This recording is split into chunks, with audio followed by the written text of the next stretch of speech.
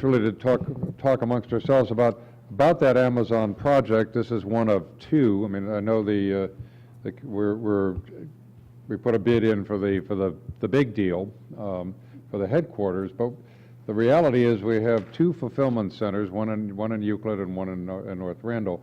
And one question I have for the three of you is how are RTA, City of Cleveland, and Shaker, and Joyce, the communities that you just mentioned along the Warrensville line, working together to connect these dots? There's great work being done on the Opportunity Corridor, great work being done on Van Aken. How are the city and the first suburbs working together with the Transit Authority to really take full advantage of this opportunity? So I'll start off.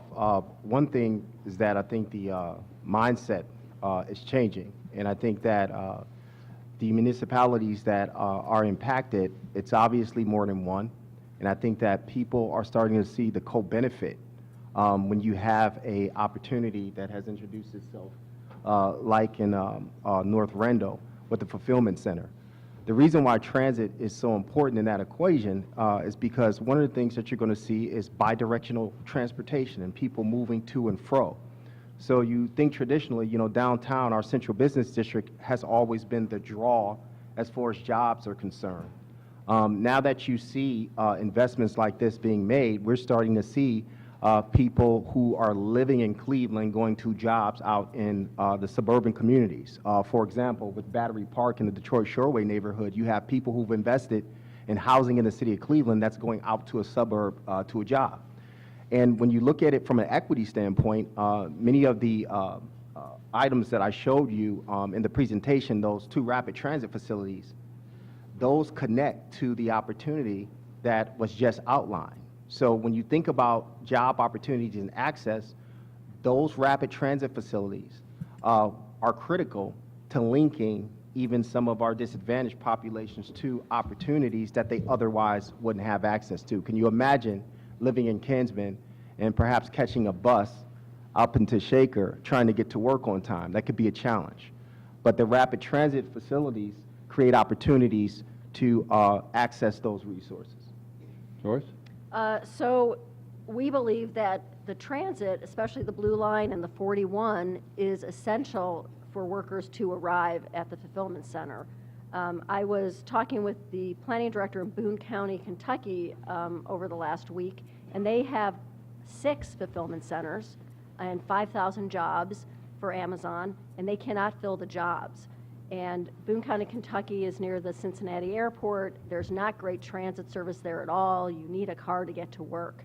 And what I think is unique about the one in North Randall is you have the 41, you have the Blue Line, and there are ways for people who are residents of Cleveland to get to work, and also residents of the inner ring suburbs along the 41 bus. So we have worked with RTA, especially when we designed our intermodal center, to make sure that an articulated bus, so 2 buses connected for the 41 could fit into the transit center, that we could accommodate the number of buses. And of course, at that time, we did not know that we'd have 2,000 more jobs in the district, but we're hopeful that if we designed for it, it would be used. And I think this is going to be our opportunity to use that extra capacity. Jose? Okay. The other question I have for you is how could the communities and the transit system work with the housing community to encourage from the projects we've talked about to the additional corridors? How could we collaborate together to meet some of those goals and targets that we adopted when we adopted the Vibrant Neo framework?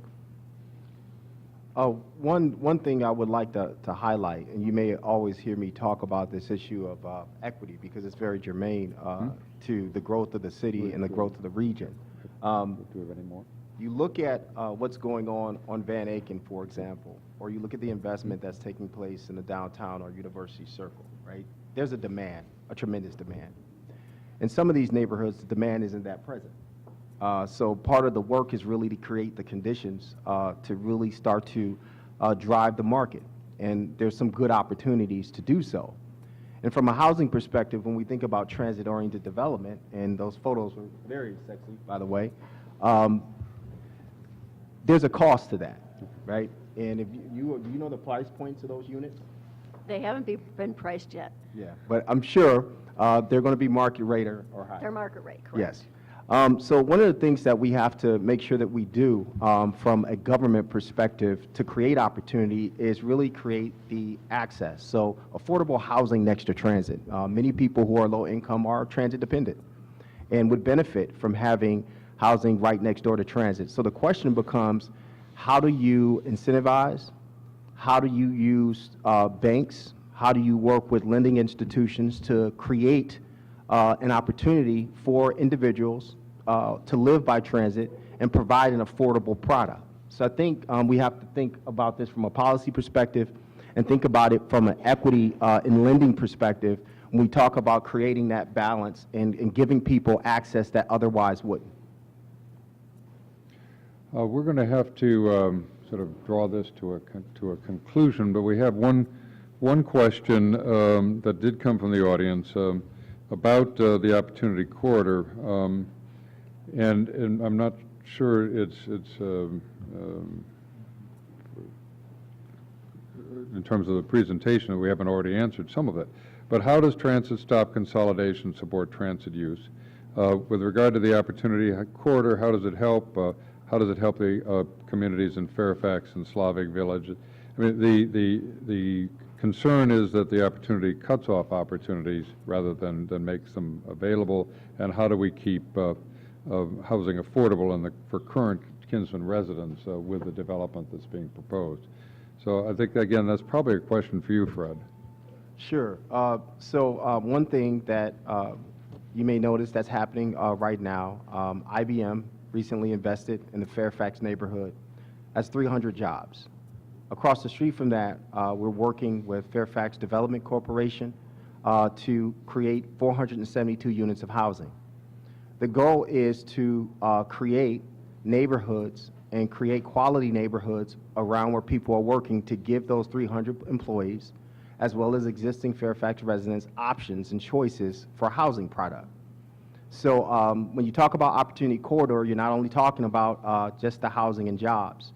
We're also talking about opportunities for entrepreneurship, and we're also talking about opportunities for the community that exists there to have access to high-tech, low-tech, and no-tech job opportunities. The area of the Opportunity Corridor that is bisected by 79th Street still has some manufacturing potential. And there's lands that exist across from Orlando Bacon Company, for example, who's been there and plans to remain and expand there. There's opportunities for us to capitalize on those land resources to create jobs for residents. We have a unique opportunity with the corridor to really bring people up, but also bring people in. And we believe that the greater University Circle efforts that are taking place, which will impact Fairfax, which will impact Huff, which will impact Glenville. Those are going to be key areas that's going to help to stimulate investment along Opportunity Corridor.